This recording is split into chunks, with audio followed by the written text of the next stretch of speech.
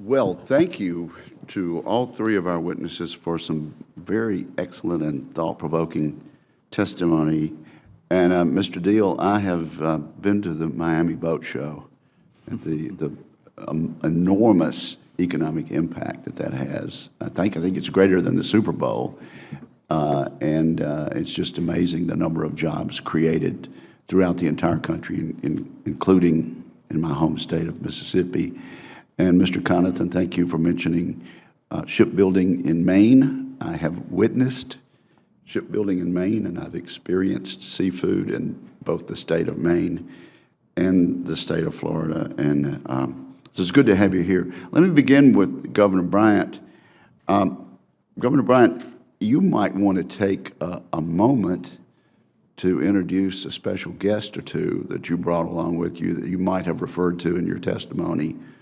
I have the president of the University of Southern Mississippi, my alma mater, Dr. Rodney Bennett. And Dr. Bennett, Dr. Bennett, wave at the crowd. Good to have you here.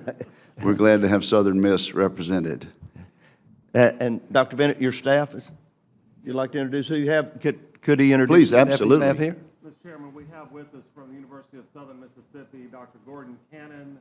Dr. Cannon is our Vice President for Research and has more than 33 years of distinguished academic service to the university. Also joining us is Dr. Monty Graham. Dr. Monty Graham works on the Mississippi Gulf Coast and is in charge of our School of Ocean Science and Engineering.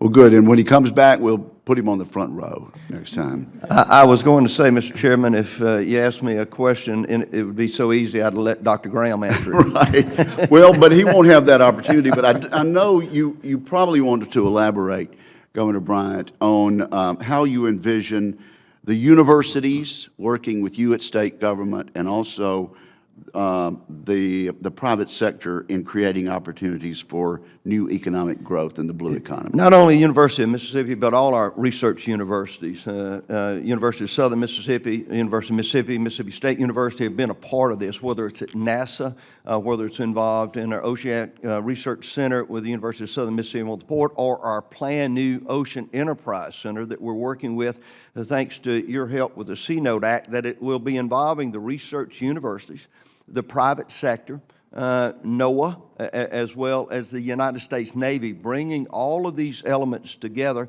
primarily for the research, monitoring, observation, testing, mapping, and protection of the Gulf of Mexico and the entire ocean by extension. So it's critical that we have that research component. After the spill, after we had one of the largest man-made disasters in the nation, following one of the largest hurricanes known in our time, we had to take a really serious look at what that ocean will look like not only now, but 100 years from now. And that includes subsurface testing, not only for scientific methods as we work with NOAA, to see if there is any change in temperature, what that ocean bottom is looking like, how anything living in that water is progressing or changing, but also for our protection, how we might be able to see what's going on beneath the oceans around the world. So the United States Navy is moving quickly into subsurface vessels. As I like to say, every general wants to know what's over the next hill, and every captain wants to know what's out in front of his ship. And subsurface vessels are our most efficient way of being able to gather information to be able to protect the men and women that sail the seas for the United States Navy and our allies. So we look forward to working diligently with the United States Navy. We are, as the University of Mississippi has had interaction with NOAA, representatives of the United States Navy, desperately working towards being able to achieve the requirements of the C-Note Act there on the Port of Gulfport. Well, let me sneak in another question and then make an observation. I know you want to talk about ports also, and I can assure you that this is a topic that's near and dear to the heart of Senator Cantwell as well as this member of the United States Senate. So how do we need to help meet the demands of the 21st century with our ports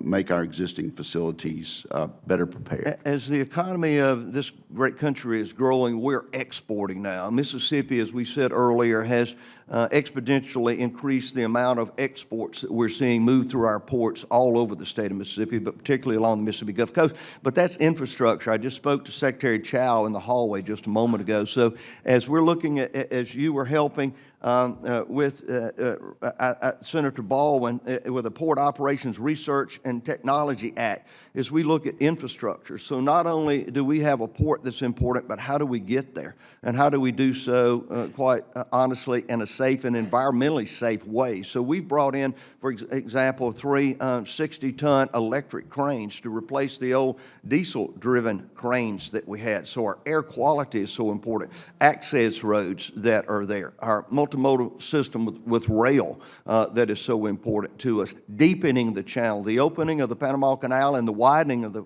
Panama Canal will bring the Panamax ships in, so it's got to be deeper. I am one that embraces the Corps of Engineers. There are those that might say the Corps takes its time, and they do, but for a reason. When you have the responsibility of moving that much ocean bottom, you want to do so in a safe and effective manner. But we've got to deepen that port. We've got to have multimodal opportunities to move products in and out of that in a safe way and maintain the air quality in and around there and provide jobs, particularly to low and moderate income personnel. Thank you, Governor Bryant. Senator Cantwell.